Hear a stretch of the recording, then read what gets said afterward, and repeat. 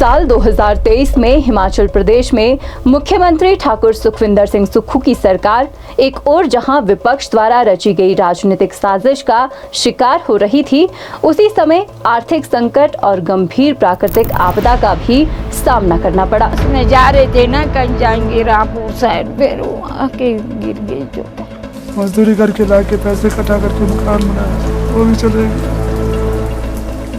अब यहाँ से कहाँ जाऊँ? राज्य को साल 2023 और 2025 में इस सदी की भीषणतम प्राकृतिक आपदाओं से जूझना पड़ा।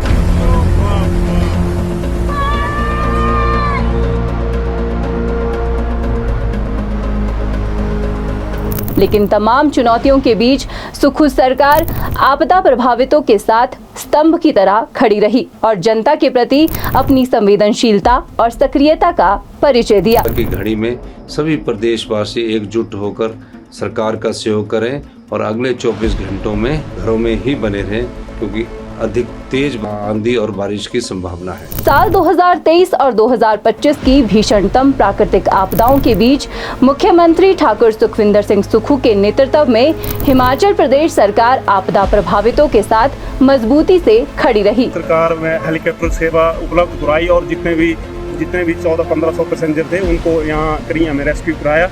हमें उम्मीद नहीं थी हम वापस कैसे जाएंगे, लेकिन सरकार का हम बहुत बहुत धन्यवाद करते हैं जिन्होंने हेलीकॉप्टर की मुहैया कराई। नेगी जी का हम बहुत तहे दिल से शुक्रिया करते हैं जिन्होंने रेस्क्यू कराए। केंद्र से आर्थिक सहायता न मिलने के बावजूद अपने सीमित संसाधनों से 3500 करोड़ का ऐतिहासिक राहत पैकेज जारी किया। पुनः उत्थान और पुनर्वास का ये 3500 करोड़ रुपए की पैकेज की हमने बात कही है। इस पैकेज के तहत मुआवजे की राशि में 25 गुना तक की ऐतिहासिक वृद्धि की गई। जैसे पूरी तरह क्षतिग्रस्त मकान के लिए मिलने वाली राशि को 1,30,000 से बढ़ाकर 8 लाख रुपए किया गया। आंशिक क्षतिग्रस्त मकानों के लिए 12,500 रुपए की राशि को बढ़ाकर 1 लाख रुपए और दुकानों ढाबों के नुकसान पर 10,000 रुपए की जगह 1 लाख रुपए कर दी गई है। इसके अलावा गौशाला के नुकसान पर 10,000 रुपए के स्थान पर 50,000 रुपए और कृषि बागवानी भूमि के नुकसान पर प्रति बीघा 3,900 से बढ़ाकर 10,000 रुपए की राहत राशि दी जा रही है। पारदर्शिता सुनिश्चित करते हुए ये सहायता डायरेक्ट बेनिफिट ट्रांसफर यानी डीबीटी के माध्यम से सीधे बैंक खातों में भेजी जा रही है। मिसाल के तौर पर मंडी जिला में 4,914 परिवारों को करीब 81 करोड़ 28 लाख की वित्तीय सहायता मिली है।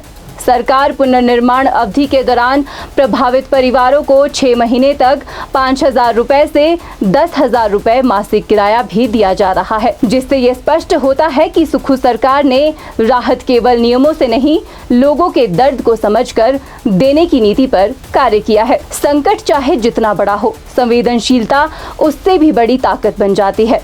इसी सोच के साथ सरकार ने प्रभावितों के पुनर्वास और राहत के लिए विशेष उपाय किए। मुख्यमंत्री ने विस्थापितों के पुनर्वास के लिए वन विभाग से वन भूमि पर भी नरमी दिखाने और स्थायी समाधान खोजने को कहा। इसके अलावा पुनर्निर्माण में बिजली, पानी का खर्च और सीमेंट पर छूट सरकार वहन करेगी। आपदा पीड़ित परिवारों को 6 महीने तक के किराए का भुगतान भी किया जाएगा, जिसमें ग्रामीण क्षेत्रों के लिए 5,000 रुपए मासिक और शहरी क्षेत्रों के लिए 10,000 रुपए मासिक का प्रावधान है। मुख्यमंत्री सुखविंदर सिंह सुक्खू, जो स्वयं ग्रामीण पृष्ठभूमि से है, उनका मानना है कि ग्रामीण अर्थव्यवस्था प्रदेश की रीढ़ है। इसी को ध्यान में रखते हुए राहत पैकेज में कृषि क्षेत्र और ग्रामीण समुदाय के सशक्तिकरण पर विशेष जोर दिया गया, ताकि गांव के आर्थिक और सामाजिक रूप से सशक्त होने पर प्रदेश की अर्थव्यवस्था स्वतः संवर जाए।